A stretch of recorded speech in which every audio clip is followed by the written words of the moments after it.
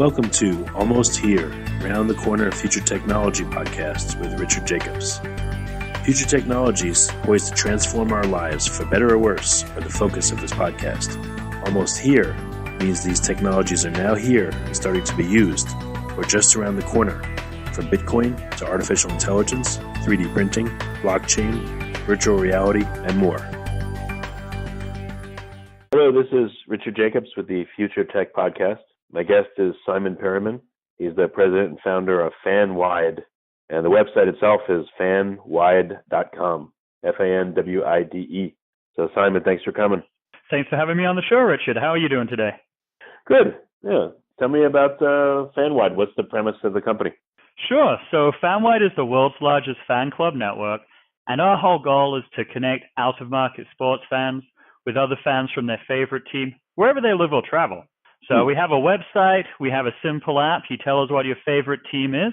We show you where the closest fan club or watch party is for any team in any city.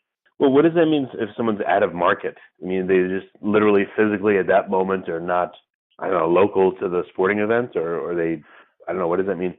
Sure. So what we found is there's about 100 million Americans who don't live in the same town as their favorite sports team. And this really comes down to a lot of work transplants, students, immigrants, military personnel, or people that are traveling for business or leisure. And let's say we're based out of Seattle. If you're a Seattle Seahawks fan in the area, you could go to any sports bar and find the game. So what we're trying to do is connect the millions of out-of-market fans that may not be able to find the game on their local TV or may not know which bar to go to that's going to guarantee to be featuring it. Oh, okay. What have you noticed about how people consume sports, when they're home versus when they're traveling? What do they do differently? Well, when they're at home, if they're trying to watch the local team on the local market, it's easy. But what we found with the growing number of travelers, and especially now that fewer people are getting TV at home, it's a lot harder to find their favorite team. And so what we developed is this massive database with about 13,000 active fan clubs. We show them where they can go for the game. But more importantly, we then also provide them with rewards for showing up. So we partner with several different brands and organizations to get them free beer. They can enter contests. And in some cases, they can even earn cryptocurrency tokens for attending events. With those, they can then spend them on prizes such as game tickets, merchandise, apparel. So what we're really trying to do is build this whole ecosystem around passionate sports fans. So so I guess the primary goal is to drive engagement with a certain sports club, right? Is that the end goal of your entire service, or is it more for, the side of the actual fans themselves and to just give them a better experience and help them engage and, view the sports and participate physically or over media, over the internet with their favorite sports club? It's a little bit of both. What we try to provide for the end user is help them find a community or a sense of home. My background, I was born in England. I grew up in New Jersey. I went to college in North Carolina. And then I moved out to Seattle about 12 years ago when I first started working at Microsoft. And so for me, I found that sports is one of the few things that really transcends where you're from, what language you speak, your gender, your ethnicity. If you can find fans from the same team, it builds up that immediate bond or connection. And so what we're providing for the sports fans is an easy way to have that bond, find those other people from the same tribe or the same background through our digital platform, but then bringing them together in real-world events. So ultimately, what we're trying to do is create a game day experience like they would get if they lived in the local market, if they went to the stadium, by creating what we call a virtual stadium at every sports bar around the country. That's cool. I'm sure this happens a lot. I would bet, in the U.S. we call it soccer, but everywhere else they call it football. But supposedly, from what I've heard, that's the biggest sport in the world. So, if I'm going to go to my local pub and, watch the game, the World Cup, let's say, that's great. But if you make it into a local event, we're at the specific pub or place I go to watch it, there's other stuff going on with other fans like me that would make it even better and more fun. That's the whole idea, right? Building that community. It's easy enough to go to a bar and ask the bartender to turn on the TV, but it's a different experience if you're surrounded by hundreds of other fans that share the same passion, the same loyalty with you. So what we're trying to do is not just make it easy for fans to go find the local bar, but we also build these new communities. So for any city where we find there's a group of fans they're looking for a sports bar that they can call home. We help make that happen as one of the services that we provide.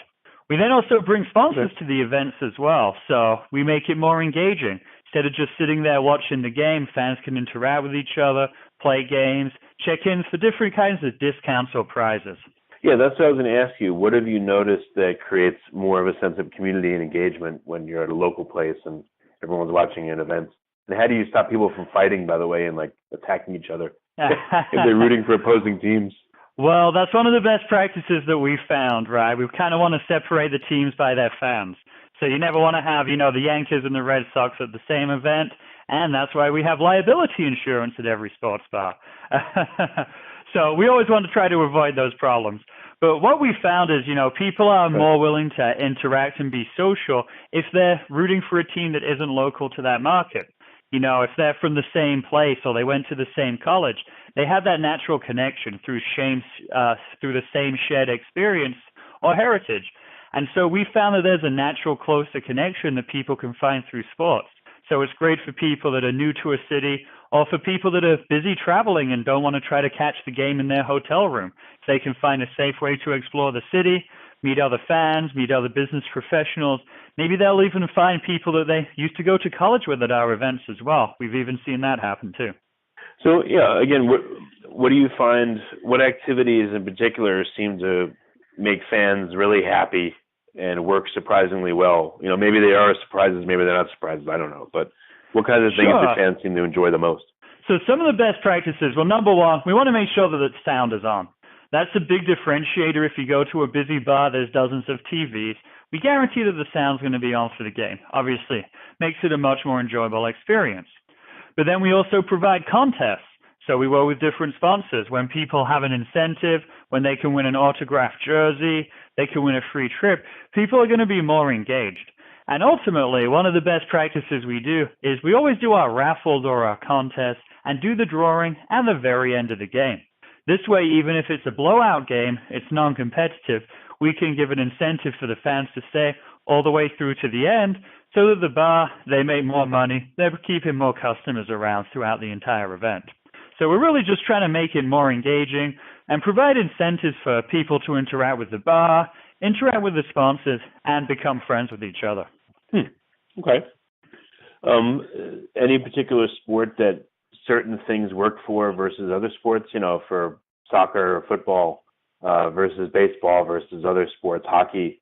I mean, the crowds, I guess, would be different. The type of people that like it are different. So do certain things work on some and not in others? I think so. And what we found as the biggest differentiator is whether each and every game counts. And so what I mean by that is if you think about American football, right, in college you have 12, maybe 13 games a season. In the pros you have somewhere between 16 and 20 games a season. Well, each and every game of those counts. People dedicate that 3 to 4 hours on the weekend. They're going to make sure that they spend that time watching the game. So we always get high attendance. Now, our second tier of games are college basketball and soccer. You have about 30 to 40 games a season, usually 2 a week. So people are willing to watch probably about half of them, go to the events for half of them. Now, when you start to get into sports like pro basketball, pro hockey, where you have 80 to 90 games a season, and then all the way into baseball, where you have 160 games a season, people are less engaged. Each game doesn't count as much. So we find that we get better attendance on the weekends, rivalry games, and then, of course, get into the playoffs. So there definitely is a big fluctuation just based on what the sport is, how frequently it happens, and because that really impacts how engaged each of those fans are every time. I would bet as you go through a season, in the beginning of the season, you got to warm people up, get them back into it. So you'd want to do certain activities. Then mid-season, maybe their attention, goes down, maybe not. And then near the end of the season, you're probably going to get a lot more excitement and attention. So you probably need to have bigger events, more exciting stuff, maybe more exciting vendors at the events to really when the energy is highest to cash in on that. Yeah, there's definitely a lot of fluctuation you see, and I think you described it pretty well. What we've really found is the success of the team plays such a key factor in that. As an example, we're meeting with one of the big Major League Baseball teams, and they weren't having a winning season that year. They told us, you know what, we know we're not making the playoffs. We don't really want to invest in our fan engagement at this point in time. Now, on the other side of it, if you have teams that rarely make the playoffs, they're suddenly on a streak, or they have a player that's about to set a record, you can see that fan interest increases massively. And one of the things that we've been able to learn from our network of these in-person events is that also translates to the total interest on TV broadcasting across the country. So even though we're kind of an events platform, behind the scenes, we do a lot of data and analytics. That's really the core revenue generated for our business, is not just promoting these events, but also understanding where fans are located, their behavioral habits, how often they're willing to travel, how far they travel, what they watch on TV that's also related to their favorite teams, or what other crossovers they have between different sports leagues. Oh, okay. And so over the course of running this for a couple of years and promoting almost 1 million events, we've collected a ton of interesting data. And one of the products which we find to be particularly interesting is just being able to measure TV viewership at every sports bar across the country. With declining ratings that are happening right now, with our data being able to track this attendance, we're able to offer insights to the broadcasters, the advertisers, and the teams about what their larger audience market is, not just those people watching the games in their home. Well, I know this gets into your secret sauce, so just tell me what you can and can't say. But my favorite question always is, so what do you know because you're on the inside that other people don't know? Like, what are some juicy, interesting, or surprising things you've learned about how people watch sports, when they watch it, what kind of people watch it, et cetera? Well, one of the things that we've been focused on a lot because of a big change in the sports industry is around sports betting. So what we're trying to understand is what's the correlation or crossover between passionate sports fans and those that are likely to want to bet on sports. So back in May of 2018, one of the nationwide laws preventing gambling was repealed. And so over the last couple of months, each state is now individually deciding whether they want to allow sports betting, which has opened up a whole new market. Now, we have all of this interesting data about people's location, their favorite team, and other types of interest that they have. So one of the things that we're looking at closely is what percentage of these passionate sports fans are most likely to want to go and bet on sporting games, what type of odds they look at, how much they favorite their team compared to the spread, things like that. So that's been one of the biggest areas that we've really been diving into, is trying to profile and understand that crossover and interest level for any fan of any team. Well, again, any insights you've gotten that surprised you, or you thought, that's weird, or did it all kind of make sense now that you see the data? A lot of it does make sense. You see the more popular games get more interest, the more popular teams have irrational bettors. As an example, I'm a fan of Duke. I went there as an undergrad, so I would be more likely to want to bet on Duke being favored over Carolina and wanting to bet more on the spread. And so over time, we can't go too much into our insights, but we are starting to see we have a bunch of machine learning running here, some AI. We're really seeing some interesting patterns over how people's interest in a particular team or favoritism to a particular team will actually skew their perceived value of a player, value of the spread. And really it could create some interesting betting opportunities here by looking at how people are much more likely to bet one way or another just based on their own personal preferences or loyalty to a team. So, what have you noticed? If someone's a fan of a given team, I'm sure they value all the players more than someone that's not a fan, but do they? Well, they're just more likely to bet in a skewed favor, right? So maybe as an example, Duke is favored to beat Carolina by 3.5 points. That might be the spread. I might say, no way, I think this team is awesome. I've been watching them all season. I'm willing to bet on the over. So what it can do is it can just shift people's perceptions, shift people's spread assumptions one way or another just based on, that loyalty, that preference. What about individual players on the team? If if I'm a fan of Team A, do I value the top people on the team differently than someone that's not a fan valuing those same people? Or, how does it skew my perception of the team? We've definitely found that there's a player value index. And so the importance of each player or the popularity of each player, which can be measured through different ways, including social reach, number of press releases, different metrics, then that significantly does change the impact in the game. You might call it the LeBron effect, right? when LeBron's playing, there's going to be Mm-hmm. more fans that go to the game. There's going to be more press, more media, more interest in the game as he's one of the big stars. So we can't go too much into details about how that weights, but it does definitely change the level of interest in a game, which also does change the amount of betting that happens around that game. Now, we've still only been looking at betting at a fairly high level, at the game level, but in the future, we're going to start to include analytics around prop betting, which is, kind of like real-time betting, who's going to get the next point, and see if we can get additional insights. Player data is going to be a key piece of that, so that we can further refine those analytics and see, what level does this particular player really impact the overall game or individual prop betting statistics. Okay. Yeah, I understand the betting component, and that's what you definitely want to monetize. I don't know. What about surveying people that have gone to these events? I'm sure you've done that. So anecdotally, what do they tell you that they like best about what you do versus just, going to a bar or going to a place and just watching an event without your event there? Sure. So the big things that we get out of that is first community. Being able to find people with that same passion or interest because, well, sure, you can go watch the game by yourself alone. Having that sense of tribe, that sense of excitement, that spirit, that really makes people feel like they're more part of a community. And so we find that feedback particularly from people that are travelers or for people that are displaced. They've moved to a new city. They're a work transplant or military, and they're still looking for a way to get connected back home. So community is probably the biggest thing. The second big benefit that people appreciate from us is just being able to be rewarded for being a fan. So if you were going to go to a viewing party anyway, but this time you can go, you can get some autographed merchandise. Sometimes we bring professional athletes or former players to our events. That additional layer of engagement and excitement makes people really feel like there's a difference as opposed to just watching the game at home.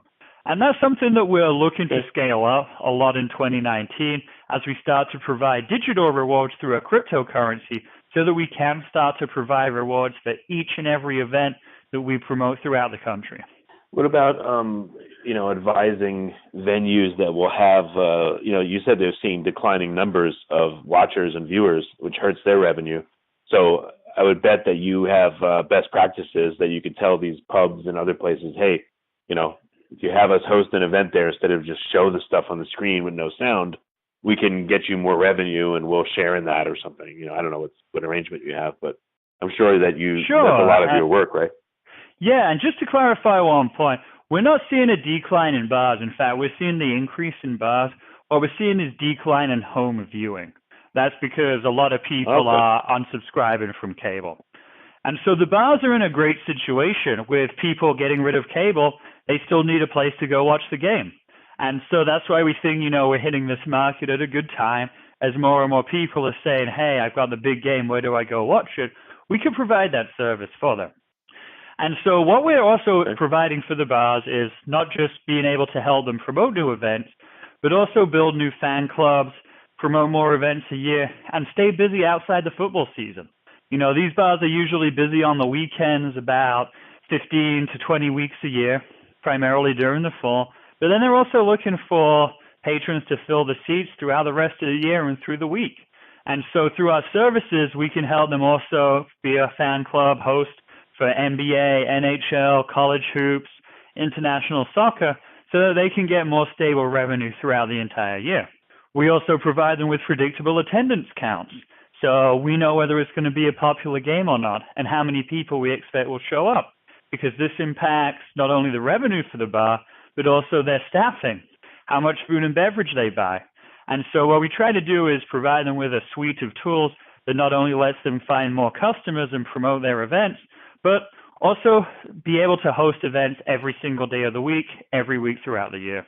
What's funny is with the rise of mobile, you think that, people could just watch all this stuff on their phone, but it sounds like the social component is so important to people, whether they say so or not, that it's not really leading to a huge increase in people just sitting alone watching a game on their mobile phone, right? Well, I think it's an option, but I think people still prefer the big screen feel of it, right? How much of a game can you really watch if you're watching it on a 2x3-inch screen? You can kind of get the highlights from it. You can see who won and lost. But if you're really a committed fan, looking for that real game day experience, you got to go find the big screen, be surrounded by other fans, and put yourself in that virtual stadium, that sports bar that's going to roll out the red carpet and make you feel good about watching the game. No, it makes sense. It makes total sense. So what sports do you work with, and are there any you don't work with? And so we support all the major professional leagues, all the colleges, Division I football and basketball, international soccer, and a variety of other individual and team sports, including some esports. And so we've got most of the mainstream sports on the platform, about 1,500 or 1,600 different teams right now that fans can say that they're a fan of. And we want to continue building that over time with some of our upcoming focus is going to be on motorsports, rugby, and some esports, as well as some of our newer projects that we're going to be rolling out within 2019. Okay. Any sea changes you see coming? Like some people say, virtual reality is going to let people, hang out with other people and virtually watch games, and no one will need to go to a bar. What are your thoughts around that? Virtual reality is an interesting one. It gives you a very different experience, but in my opinion, it's still isolated. I think there's something different than, going to a second life, a virtual world, hanging out there with an avatar, as there is really being a part of it, being in the game. And so I think, virtual reality, that experience will land well with people that, aren't that interested in that social engagement. They want to connect in a virtual setting. But for a lot of traditional sports fans that grow up being in the stadium, wanting to get that energy, that feel from being surrounded by other fans, you can't obviously replace being in the stadium, but at least if you're in a sports bar surrounded by 500 fans of the same team, that's kind of a decent second-level version of that. So I think there's a lot of trends that are going to keep pushing people to other screens, engage them in different ways, but I still think that person-to-person interaction where you can high-five people, share a beer, meet new friends, I don't think that you'll ever take away that people-to-people real-world interaction. Okay. Well, that's good to know. I'm glad to hear that. So what's up? What's planned for the next 6 months or a year? What new things are coming out? What changes? Our biggest investment is going to be around adding this cryptocurrency token to the platform to reward fans when they come to an event. So we've partnered with a cryptocurrency ecosystem for sports known as FanChain. You can check them out at fanchain.com. They are backed by some of the top names in sports, including the NFL Players Association, Jim Boeheim from Syracuse, David Stern, the former NBA commissioner, and quite a few other all-stars and Hall of Famers as well. What we found is that the sports blockchain ecosystem is pretty fragmented. And so what we are doing is we're forming a partnership with FanChain, and we're going to be distributing tokens on our network every time you go and interact with other fans or on our platform. And then you can spend those tokens on apparel, game tickets, memorabilia, merchandise, other types of real-world goods that have value for sports fans. So think of it this way. You're traveling, you're a Yankees fan, you go to the Yankees game, you earn 5 tokens, and you get a free beer or a hat or get entered into a raffle for some autographed merchandise. What we're really trying to do is take the next step of engagement by offering these digital goods to be able to reward fans whenever they engage with each other or on our platform. Well, very good. So what's the best way for people to get started and, find out when the next event is coming near to them and where they can go watch it and, have a better time than just sitting there? Well, the easiest way is just visit FanWide online at www.fanwide.com. Tell us what your favorite team is. We can tell where your location is, and we will point you in the right direction for the next local meetup or game watch party. From there, get rewarded for being a fan. Well, that's great. Well, Symon, it's a good thing you're doing. It's a net happiness to the world so that it can only make things better. So thanks for doing what you do, and I appreciate you coming on the podcast. Well, thanks so much for having me. Hopefully you guys learned some stuff about the crazy sports tech industry. It's a little different than the rest of the world with its irrational economics, its billion-dollar brands, but it's certainly an area with a lot of passion and a lot of really engaged people. So thanks again for having me on the show. It's been great to chat with you and your listeners. And feel free to reach out to me, info@fanwide.com, if you have any questions.